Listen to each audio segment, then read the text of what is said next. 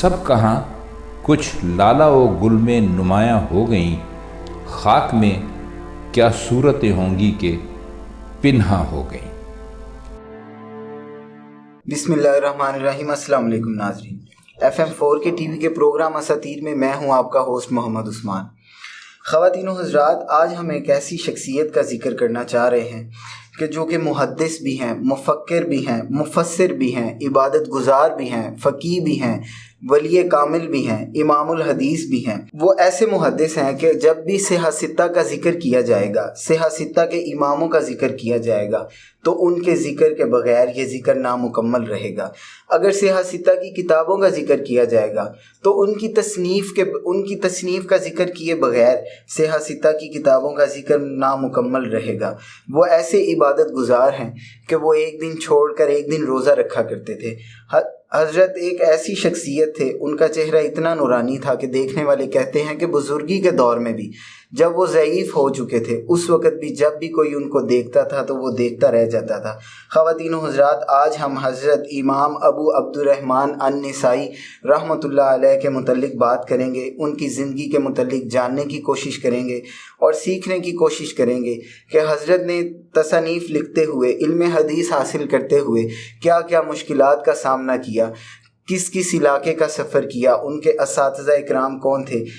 इस सारी गुफ्तगू के लिए आज भी मेरे साथ हमारे मेहमान, जानी पहचानी शख्सियत जनाब हाफिज़ मोहम्मद उस्मान साहब मौजूद हैं। हाफ़िज़ साहब अस्सलाम वालेकुम। वालेकुम अस्सलाम। क्या हाल चाल है आपका? जी अल्लाह का शुक्र। उस्मान भाई आप खैरियत से हैं? जी अल्हम्दुलिल्लाह। हाफ़िज़ साहब, जैसा स्टार्ट में मैंने बता दिया कि आज अल्हम्दुलिल्लाह हम हज़रत इमाम नसाई के मुतल्लिक़ आपसे जानने की कोशिश करेंगे कि हज़रत इमाम नसाई रहमतुल्लाह अलैह के शब व रोज़ उनकी दीन के लिए खिदमात, अहादीस के लिए खिदमात, वो तो ये मुमकिन ही नहीं कि हम एक प्रोग्राम में उनकी सारी खिदमात का जिक्र कर सकें।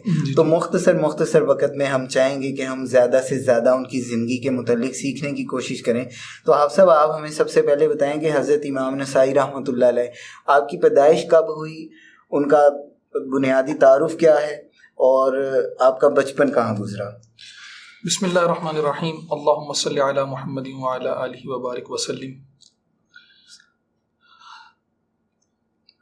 ये इसमें कोई शक नहीं है कि हमारे लिए ये एज़ाज़ की बात है कि वो लोग जो अल्लाह तबारक व तआला के कलाम पाक की आयत इहदिनस सिरातल मुस्तकीम का हकीकी मानों में मिस्दाक है। वाह, सुभान अल्लाह। हकीकी मानों में इस आयत का मिस्दाक है। अल्लाह तबारक व तआला हमें ये मौका दे रहे हैं कि हम उनके मुतल्लिक जानने की कोशिश करते हैं, हम उनके मुतल्लिक पढ़ने की कोशिश करते हैं और उनके मुतल्लिक मुख्तसर वक़्त में कोशिश करते हैं कि हम समंदर को कूज़े में बंद करके अपने नाज़रीन को पेश करें। बेशक।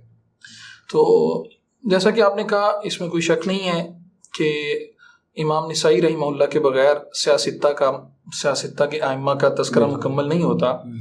तो इनका जो इस नामी इसमें ग्रामी है वो अहमद बिन शुआयब बिन अली है। अहमद बिन शुआयब बिन अली, इनकी कुनियत अबू अब्दुर्रहमान है और इनका लक़ब हाफिज़ुल हदीस है। उन चार आइम्मा में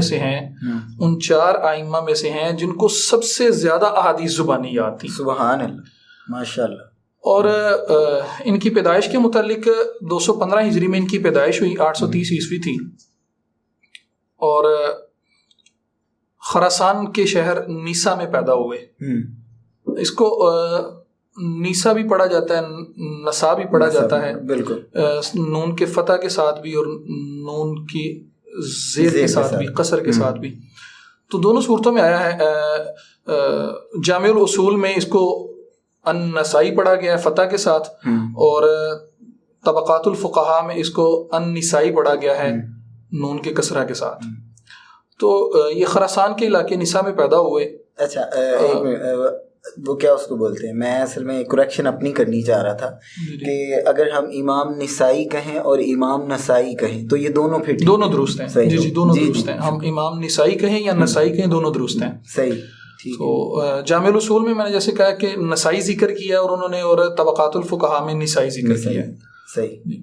तो खरासान के इलाके निसा में पैदा हुए ये 215 हिजरी को।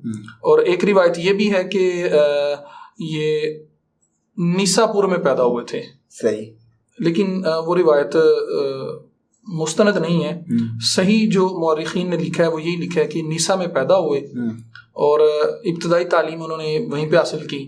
ابتدائی تعلیم حاصل کرنے کے بعد 15 سال کی عمر میں انہوں نے نیسا پور کا سفر کیا تھا. پھر وہاں پہ پھر انہوں نے اپنے اساتذہ حسین بن منظور اور محمد بن رافع رحمہ اللہ جو اس وقت کے بڑے ائمہ تھے ان سے علم حاصل کیا. پھر اس کے بعد یہ وہاں سے بغداد کے لیے چلے گئے. بغداد میں انہوں نے اسحاق بن ابراہیم اور سلیمان بن عاشاس اور قتیبہ بن سعید رضی اللہ تعالیٰ عنہ رحمہ اللہ، یہ بہت بڑے بڑی شخصیات ہیں جو تابعین تبع تابعین میں جن کا شمار ہوتا ہے. ان سے انہوں نے حاصل کیا، علم حاصل کیا. بہت سے ان کے مطلب جلیل القدر اساتذہ ہیں. امام ابو داؤد رحمہ اللہ ان کے اساتذہ میں سے ہیں. ابو داؤد جنہوں نے ابو داؤد شریف لکھی ہے، سیاستہ کی مستند کتاب ہے وہ بھی، تو امام ابو داؤد سجستانی رحمہ اللہ وہ بھی ان کے اساتذہ میں سے ہیں. احمد بن عبیدہ بھی ان کے اساتذہ میں سے ہیں. اسحاق بن راہوے، اسحاق بن ابراہیم، اور یہ جلیل القدر اس وقت کے محدث، مفسر اور فقہا، انہوں نے سب سے علوم حاصل کیے ہیں. تو یہ پھر انہوں نے اپنا علمی سفر جاری رکھا. پھر اس قدر ان کو علم سے محبت تھی، اس قدر علم سے محبت تھی کہ علم حاصل کرنے کے لیے انہوں نے پھر بغداد کا سفر کیا. پھر بغداد سے شام گئے، شام سے پھر مصر گئے، مصر سے پھر الجزائر گئے، یعنی کئی علاقوں کا سفر کیا. پھر الجزائر سے پھر دمشق میں آئے. تو یہ تو ان کی ایک لمبی تاریخ ہے کہ علم کے ساتھ ان کو بہت زیادہ محبت تھی، اور پھر حدیث علم کے ساتھ ان کو زیادہ ہی محبت تھی. اچھا خواتین و حضرات، میں آپ کو بتانا چاہ رہا تھا کہ آپ سب جو بتا رہے تھے خراسان کا علاقہ، آج کل اس کا نام ترکمانستان ہے، کیونکہ نارملی جو اسٹوڈنٹ وغیرہ جب سرچ کرنے کی کوشش کرتے ہیں تو انہیں یہ جو جس علاقے میں حضرت امام کی ولادت ہوئی ہے وہ آج ترکمانستان کے علاقے میں ہے، اور وہ شہر جو ہے وہ حضرت عیسیٰ علیہ السلام کے دور میں بھی آباد تھا. وہ اتنا پرانا اور تاریخی شہر ہے. دوسری جو کہ میں ایک بڑی محبت والی بات بتانی چاہ رہا تھا، حافظ صاحب کی تائید سے ماشاءاللہ ہمیشہ وہ ہمیں بڑے اچھے طریقے سے گائیڈ کرتے ہیں، کہ حضرت امام نسائی رحمۃ اللہ علیہ کے میں نے آج تقریباً 4 سے 5 اساتذہ کرام پڑھے ہیں جو کہ 1 یا 2 واسطے سے امام اعظم امام ابو حنیفہ کے شاگرد ہیں. جی بالکل ایسے ہی ہے. اگر 2 واسطوں سے دیکھا جائے تو حضرت اسحاق بن ابراہیم جو تھے، جو بھی جی بالکل ایک واسطے سے سیدنا امام ابو حنیفہ رحمۃ اللہ علیہ بالکل ایسے ہی شاگرد ہیں. بالکل ایسے ہی یہ اس کی یہی وجہ نا کہ وہ انہوں نے جو امام نسائی رحمہ اللہ ہیں، ان کو بعض نے ان کو حنفیہ میں شمار کیا، بعض نے حنبلیہ میں شمار کیا، اور بعض نے شوافی میں شمار کیا ان کو. بعض نے کہا یہ شافی تھے، شافی المسلک تھے، بعض نے کہا نہیں یہ حنبلی تھے، اور بعض نے کہا کہ یہ در حقیقت یہ کہ یہ خود محدث ہے اور یہ خود فقیہ تھے اور خود یہ ایک امام تھے. تو ان کی اپنی آراء تھیں. ایسے اصل میں اس بات کی ضرورت اس لیے میں نے اس بات کو کرنا ضروری سمجھا کہ آج کل ہم تحقیق کے بغیر ائمہ اکرام کے اوپر، جیسے آپ وہ دیکھتے ہیں ٹرینڈ کہ وہ تحقیق کے بغیر ائمہ اکرام کے متعلق نازیبا الفاظ کہے جاتے ہیں. انہیں وہ کہنے کا مطلب تھا کہ حضرت امام اللہ تعالیٰ ہمیں محفوظ رکھے، اللہ تعالیٰ ہمیں محفوظ رکھے، ہمیں ائمہ اکرام کا ادب کرنے کی توفیق دے. حقیقی معنوں میں ہمیں اللہ تبارک و تعالیٰ انہوں نے جو دین کی خدمت کی ہے، جو انہوں نے دین کا کام کیا ہے، اللہ تبارک و تعالیٰ اس کے وسیلے سے ہماری مغفرت فرمائے، ہماری بخشش فرمائے. اور آپ تائید کریں گے انہوں نے اتنی خدمت کی ہے کہ مجھے لگتا ہے کہ ہمیں کئی زندگیاں بھی مل جائیں تو ہم ان کے ایک لمحے جی ان کی اگر علمی خدمات کو عثمان بھائی ہم اگر مطلب ذکر کرنے پہ آئے نا، تو ان کی علمی خدمات ایک الگ مستقل ایک چیپٹر ہے، بہت ایک لمبا چیپٹر ہے. سب سے پہلے تو علوم حاصل کرنے کے حوالے سے امام نسائی رحمہ اللہ جو تھے وہ بہت زیادہ دلچسپی رکھتے تھے. جیسے کہ میں نے پہلے بھی بتایا کہ کئی شہروں کا سفر کیا، پھر مطلب بڑے سے بڑے محدث سے اور بڑے سے بڑے مفسر سے انہوں نے علم حاصل کیا. ان کو کہیں پہ بھی پتہ چلتا نا کہ فلاں بندے کے پاس علم کا کوئی ذخیرہ پڑا ہوا ہے, احادیث کا کوئی ذخیرہ پڑا ہوا ہے, تو یہ فوراً وہاں سے مطلب ہجرت کرتے اور اس شخص کے پاس علم حاصل کرنے کے لیے وہاں پہ چلے جاتے ہیں اور اس سے جا کے کہتے ہیں کہ مجھے علم سکھاؤ. پھر انہوں نے کوشش یہ کی کہ جو علوم اس وقت متفرق تھے, مختلف جگہوں پہ پھیلے ہوئے تھے, پھر انہوں نے ان کو یکجا کرنے کی بھی کوشش کی اور اس پہ پھر انہوں نے کئی کتابیں تصانیف کی ہیں اور کئی کتابیں انہوں نے لکھی ہیں مختلف موضوعات پہ. ان کی علمی خدمات ہیں, تو ان کی علمی خدمات تو ایک الگ سمندر ہے, وہ تو اس کو شاید میرا نہیں خیال کہ اس کو ایک کوزے میں سمویا جا سکتا ہے. بالکل ایسے. اچھا آپ صاحب, آپ حضرت امام رحمۃ اللہ علیہ ان کے علمی دور اور ان کی تصنیف کے متعلق ہمیں بتائیں. ایک تو بڑی مشہور جو صحیح ستہ کی جی امام نسائی رحمہ اللہ کی السنن الکبریٰ, السنن الکبریٰ انہوں نے سب سے پہلے لکھی تھی, یعنی جس طرح آپ نے کہا کہ مشہور کتاب ہے, تو وہ اس کو پھر مختصر کیا گیا اور اس سے پھر یعنی امام نسائی رحمہ اللہ نے السنن الکبریٰ میں 11,949 احادیث ذکر کی. تو پھر جو ان کے شاگرد تھے انہوں نے کہا کہ حضرت یہ تو بہت طویل ہو گئی ہے, تو اس کو کوشش کریں مختصر کریں تاکہ اس سے لوگ زیادہ استفادہ حاصل کریں. اچھا پھر مزے کی بات یہ ہے کہ انہوں نے جو السنن الکبریٰ لکھی ہے اس کے اندر انہوں نے صحیح درجے کی احادیث بھی ذکر کی, حسن درجے کی احادیث بھی ذکر کی. تو جب پھر ان کو ان کے شاگرد نے ان سے گزارش کی, درخواست کی کہ حضرت استاذی المکرم آپ کوئی اس کا اختصار کریں, اس کو مختصر کریں, اور یہ بہت لمبی کتاب ہو گئی ہے, مشکل ہوگا اس سے لوگوں استفادہ کرنا. تو پھر انہوں نے ایک السنن الصغریٰ لکھی جو بعد میں سنن نسائی کے نام سے مشہور ہوئی. اس میں انہوں نے 5,758 احادیث نقل کی ہیں, اور مزے کی بات یہ ہے کہ وہ 5,758 کی 58 جتنی بھی ساری کی ساری احادیث وہ صحیح درجے کی ہیں. انہوں نے پھر حسن درجے کی احادیث کو وہاں سے نکال دیا. اور اچھا بعض جو ہیں محدثین ہیں انہوں نے تو امام نسائی رحمہ اللہ کو ان کی کتاب سنن نسائی کو صحیحین کے بعد یعنی امام بخاری اور امام مسلم کے بعد تیسرے نمبر پہ درجہ دیا ہے, لیکن بعض نے ان کو 5ویں نمبر پہ دیا ہے. بہرکیف یہ تیسرے نمبر پہ رہیں یا 5ویں نمبر پہ رہیں, اس بات پہ تو اتفاق ہے کہ صحیح ستہ میں ان کا شمار ہوتا ہے, تو صحیح ستہ سے ان کو باہر کوئی نہیں نکال سکتا.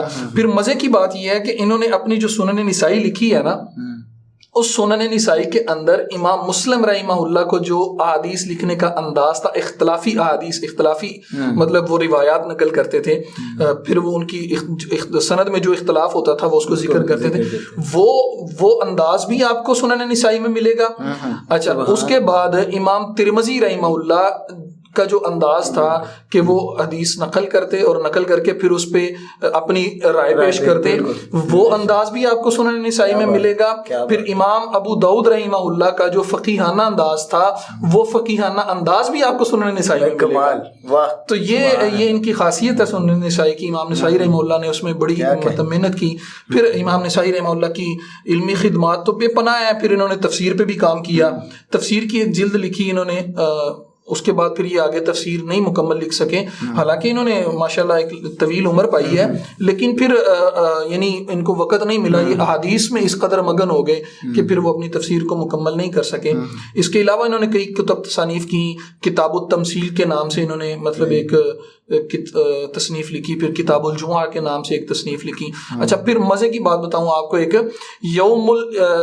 عمل الیوم واللیلہ, عمل الیوم واللیلہ کے نام سے ایک عربی کتب لکھی, اور اس میں انہوں نے ساری وہ احادیث جمع کی جو آپ صلی اللہ علیہ وسلم کے ذاتی معمولات زندگی تھے.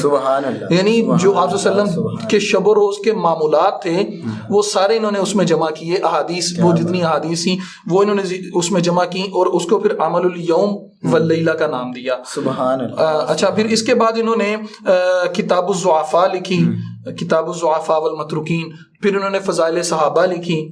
پھر خصائص علی, حضرت علی رضی اللہ تعالیٰ عنہ امیر المؤمنین, ان پہ انہوں نے کتاب لکھی. اور اس کتاب کے لکھنے کی وجہ یہ پیش آئی کہ اس وقت جو بغض علی تھا نا وہ دمشق کے لوگوں میں یا ارد گرد کے لوگوں میں بہت زیادہ بغض علی رضی اللہ تعالیٰ عنہ علیہ باللہ وہ ان کے دلوں میں بغض علی بھر گیا ہوا تھا.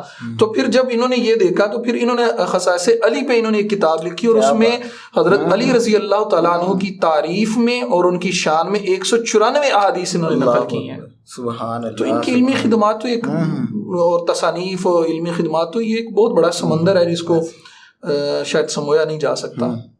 اچھا آپ صاحب آپ مجھے یہ بتائیں جیسے میں نے شروع میں ذکر کیا کہ بے شک اس میں کوئی دوسری رائے نہیں ہے کہ تمام محدثین ولی ہیں اور ولی کامل ہیں. ظاہر ہے انہوں نے اتنی حدیث کی خدمت کی ہے تو عبادت گزار بھی بڑے تھے اور ان کی ذاتی زندگی کے متعلق یہ خوش اخلاق اور خوش خوراک بھی بڑے تھے. جی بالکل ایسا ہی ہے. کچھ بتائیں کہ ان کی عبادات مثالی کہا جاتا ہے کہ مثالی عبادت یہ فرماتے ہیں. جی بالکل نفلی عبادت بہت زیادہ کرتے ہوتے تھے. فرائض کی تو فرائض میں کوتاہی سستی تو بالکل تصور بھی نہیں تھا نا اس کا. صحیح. تو فرائض کی مطلب پابندی کے ساتھ ساتھ نفلی عبادت میں یہ ہر وقت نفلی عبادت میں مگن رہتے تھے. ساری رات مصلی پہ گزارتے, ساری رات ذکر میں گزارتے, ساری رات یہ دعا میں گزار دیتے. تو اچھا مزے کی بات یہ ہے کہ انہوں نے حج بہت زیادہ کیے ہوئے تھے. عبادت کا اس قدر جنون تھا کہ ایک دن روزہ رکھتے تھے اور ایک دن افطار کرتے تھے. جو مسلم قیدی تھے ان کو فدیہ دے کے آزاد کرواتے ہوتے تھے. تو اگر ان کی عبادت اچھا تھوڑا آسان لفظ آڈینس کے لیے ایک دن روزہ رکھتے تھے اور افطار کرتے تھے اس کا مطلب یہ ہے کہ وہ ایک دن روزے سے ہوتے تھے اور ایک دن نہیں. جی ایک دن روزہ رکھتے تھے مطلب نہیں اور ایک دن روزہ نہیں رکھتے تھے. جی افطار کا مطلب چاہ رہا تھا افطار کا مطلب یہ ہوتا ہے کہ جس دن روزہ نہ ہو, روزہ نہ ہونا, وہ تھوڑا کلیریفیکیشن کر لی جائے. ایک دن روزہ رکھتے تھے, ایک دن پھر یہ افطار کرتے تھے. بہت زیادہ ماشاءاللہ خوش اخلاق تھے. علم کی اس قدر مطلب وہ ان کو لگن تھی اور ادب اس قدر تھا, اخلاق ان کا اس قدر تھا, خوش اخلاق اس قدر تھے کہ اگر کوئی آتا ان سے علم حاصل کرنے کے لیے کسی حدیث مبارکہ کے بارے میں پوچھنے کے لیے یا سوال کے لیے, تو اگر یہ آرام فرما رہے ہوتے یا لیٹے ہوتے تو اٹھ کے بیٹھ جاتے, پھر اٹھ کے وضو کرتے اور وضو کر کے آگے پوچھتے کہ جی اب پوچھیں آپ نے کیا پوچھنا ہے. تو یہ ان کے خوش اخلاق تھے ماشاءاللہ, خوش خوراک تھے, خوش لباس تھے. خوش خوراک اس قدر تھے کہ امام ابن حجر رحمہ اللہ نے لکھا ہے کہ یہ خود مرغیاں پالتے ہوتے تھے اپنے گھر میں. ایسے یہ ان کے اس سے اندازہ لگایا جا سکتا ہے کہ ماشاءاللہ کس قدر یہ کھانے کو صاحب علم کے لیے یہ چیزیں ضروری ہیں. اور ان کا دسترخوان ہمیشہ مہمانوں کے لیے وسیع اور اچھا کھانا ہمیشہ اعلیٰ درجے کا کھانا. جی بالکل مہمانوں کے بالکل ایسے ہی ہے جی. بالکل ماشاءاللہ خود لباس بڑا نفیس لباس پہنتے ہوتے تھے, جبہ پہنتے ہوتے تھے, شاہی جبہ, اور پھر مطلب امامہ مبارک پہنتے ہوتے تھے, ذرا سائز میں بڑا امامہ پہنتے تھے. تو اس کی ماشاءاللہ پھر ان کی جو چہرے کا وہ چہرے پہ جو نورانیت تھی, جو روب تھا, جو دبدبہ تھا, اوپر سے لباس اس قدر ہوتا تھا. تو یہ واقعتاً ان کا اچھا مزے کی بات آپ کو عثمان بھائی بتاتا ہوں میں کہ انہوں نے 12 عباسی خلافہ کا دور دیکھا ہے. 12 عباسی خلافہ کا دور, یہ خود مامون الرشید کے دور میں پیدا ہوئے لیکن اس کے بعد 12 عباسی خلافہ کا دور انہوں نے دیکھا ہے. اچھا پھر بڑے مسند پہ فائز رہے, امس کے قاضی رہے, مصر کے قاضی رہے, پھر امس کے گورنر بھی رہے. بڑے عہدے مطلب ان کے پاس رہے. اور اس کے باوجود بھی ان کے اندر عاجزی, انکساری, جو وقت کے حکمران ہوتے تھے ان کی مجالس میں ان کے درباروں میں نہیں جایا کرتے تھے. کہتے ہوتے تھے کہ وہ دل کو سخت کر دیتے ہیں, تو وہاں پہ نہیں جایا کرتے تھے. اور علم حاصل کرنے کے لیے ان کو کئی میل کا سفر کرنا پڑتا تو کرتے. بلکہ میں اگر یہ کہوں کہ اطلب العلم من المہد الی اللحد, اس کا صحیح معنوں میں یہ مصداق تھے کہ علم حاصل کرو ماں کی گود سے قبر کی کور تک. تو یہ جو انہوں نے ماں کی گود سے قبر تک کا سفر ہے وہ انہوں نے سارا علم میں ہی حاصل گزارا ہے. یعنی آخری عمر میں بھی ان کو علم حاصل کرنے کا اس قدر جنون تھا, علم پڑھنے کا, پڑھانے کا, کہ اس کی مثال نہیں ملتی. وقت مختصر تھا, مختصر وقت میں الحمدللہ اتنی خوبصورت آپ نے گفتگو فرمائی, تو اس کے لیے میں آپ کا شکر گزار ہوں. آپ اچھا یہ بھی بتائیں آپ صاحب کہ حضرت امام نسائی رحمۃ اللہ علیہ کا وصال کہاں پہ ہوا, اور محبت اہل بیت جو تھی وہ بھی غالب تھی, اس کے متعلق کچھ بتائیں جو ان کی شہادت. اصل میں ان کے وہ ان کے وصال کا جو ٹاپک ہے, عنوان ہے, وہ اس قدر وسیع ہے کہ اگر ان کے صرف وصال پہ ہی گفتگو کی جائے تو شاید آپ کا پروگرام مختصر جو ہے نا وہ اس کا وقت بہت کم ہے, وہ بہت کم ہے. تو چونکہ آپ وقت کی اختصار کے پیش نظر میں آپ کو مختصر بتاتا ہوں. 3 اقوال آتے ہیں ان کی وصال کے متعلق. ایک قول تو یہ آتا ہے کہ یہ مکہ مکرمہ میں ان کا وصال ہوا اور وہیں پہ یہ صفا اور مروہ کے درمیان ان کا جو ہے وہ ان کو دفن کیا گیا. اور دوسرا قول یہ آتا ہے کہ فلسطین کے شہر رملہ میں ان کا وصال ہوا, لیکن پھر ان کی میت کو وہاں سے مکہ مکرمہ لے جایا گیا اور پھر وہاں پہ ان کو دفن کیا گیا. اور تیسرا قول یہ ہے کہ فلسطین کے اندر ہی رملہ میں ان کا انتقال ہوا اور بیت المقدس میں یہ دفن ہوئے. در حقیقت ان کے وصال کا واقعہ کچھ یوں آتا ہے کہ دمشق کے اندر, دمشق کی جامع مسجد میں یہ جمعے والے دن نماز کے لیے آئے, خطبہ جمعہ پڑھا. اس وقت انہوں نے, چونکہ بغض علی, جیسا کہ میں نے پہلے بتایا کہ بہت زیادہ تھا اس وقت, تو انہوں نے اس وقت ایک کتاب لکھی خصائص علی کے نام سے, ان کی حضرت علی رضی اللہ تعالیٰ عنہ کی شان میں, اور ان لوگوں کے اس نیت سے کہ ان لوگوں کے دلوں سے جب یہ پڑھیں گے تو ان کے دلوں سے بغض نکلے گا. لیکن وہ جب اللہ تبارک و تعالیٰ کی طرف سے مہر لگ جاتی ہوتی ہے تو پھر انسان تو اپنی کوشش ہی کر سکتا ہے, بس اس سے زیادہ اس کا وہ دسترس نہیں ہوتی. تو انہوں نے خصائص علی پہ کتاب لکھی. تو جب یہ مسجد کے اندر آئے تو انہوں نے پوچھا, ان کے جو مقتدی تھے انہوں نے پوچھا کہ آپ نے خصائص علی پہ کتاب لکھی ہے, خصائص امیر معاویہ پہ کیوں نہیں لکھی؟ تو انہوں نے کہا کہ اس وجہ سے کہ مجھے ان کی جو برتری پہ, حضرت علی رضی اللہ تعالیٰ سے برتری پہ کوئی احادیث نہیں ملی, تو اس وجہ سے میں نے ان پہ کوئی کتاب نہیں لکھی. تو اس بات پہ وہ چونکہ بغض تھا تو بغض وہ تیش میں آگے اور انہوں نے مطلب ان پہ تشدد کرنا شروع کر دیا, معاویہ کا استعمال کر دیا. حالانکہ حضرت امیر معاویہ رضی اللہ تعالیٰ عنہ کے بارے میں اس قدر ان کو محبت تھی.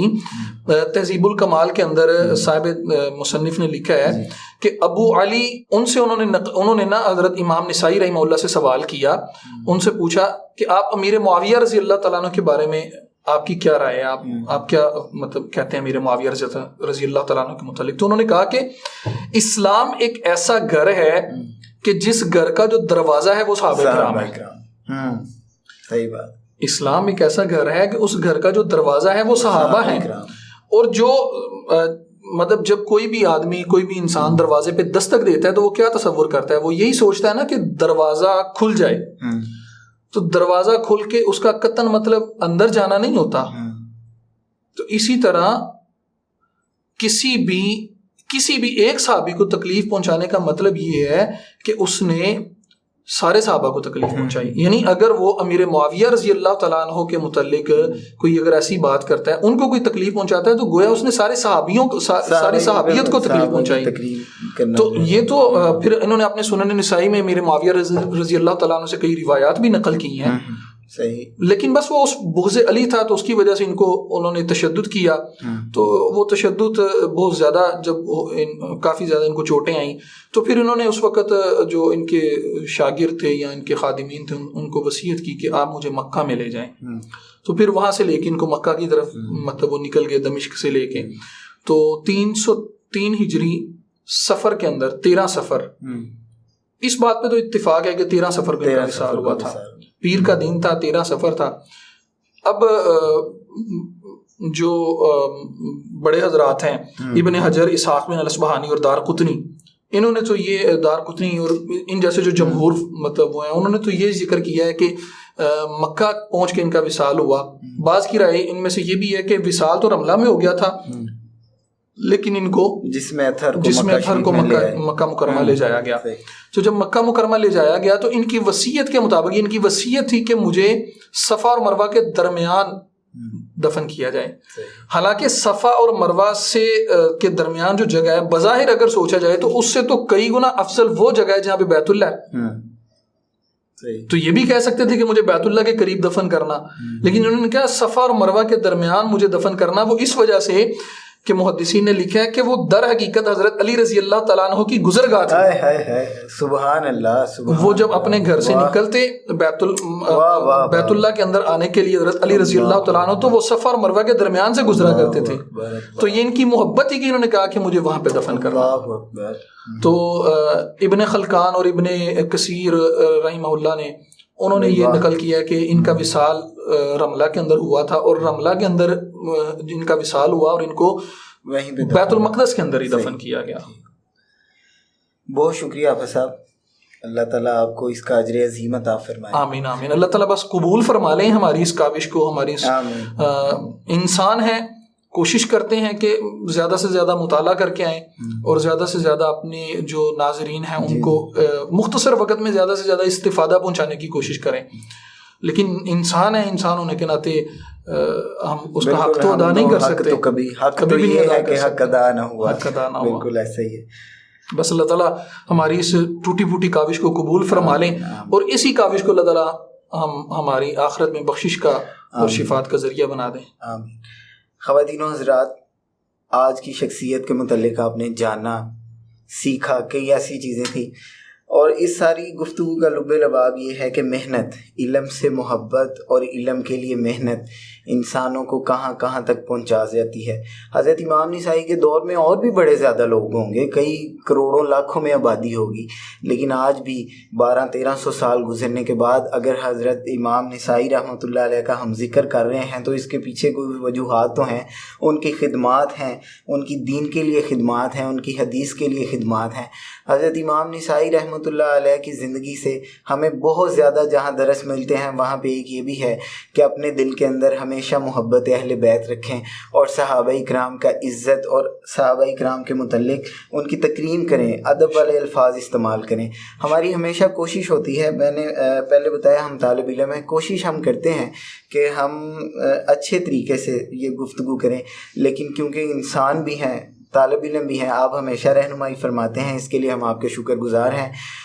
ہمیشہ کی طرح آج کے پروگرام کے اختتام میں بھی میں اللہ تعالیٰ سے یہ دعا کرتا ہوں کہ آج پروگرام پیش کرتے ہوئے کہیں کوئی غلطی، کوتاہی، بے ادبی ہوئی تو میں اللہ کی بارگاہ میں معافی کا خواستگار اور توبہ کا طلبگار ہوں. اللہ کریم حضرت امام نسائی رحمۃ اللہ علیہ کے صدقے ہمارے دلوں کو اہل بیت کی محبت سے منور فرمائے اور ہمیں ان کے نقش قدم پر چلنے کی توفیق عطا فرمائے. اگلے پروگرام تک کے لیے خواتین و حضرات ہمیں اجازت دیجیے. اور میں اجازت سے پہلے اور سلام سے پہلے آپ سے ایک بات کرنی چاہ رہا تھا کہ سفر المظفر تقریباً اپنے اختتام کو ہے اور ربیع الاول آ رہا ہے. ربیع الاول کے ہمارے پروگرام کچھ خاص ہیں، اس کو ضرور دیکھیے گا. اس کے لیے ان پروگرامز میں آپ کے لیے بہت کچھ نیا ہے، تو وہ ہمارے ساتھ جڑے رہیے اور آپ کی محبتوں کا شکریہ. والسلام علیکم ورحمۃ اللہ وبرکاتہ.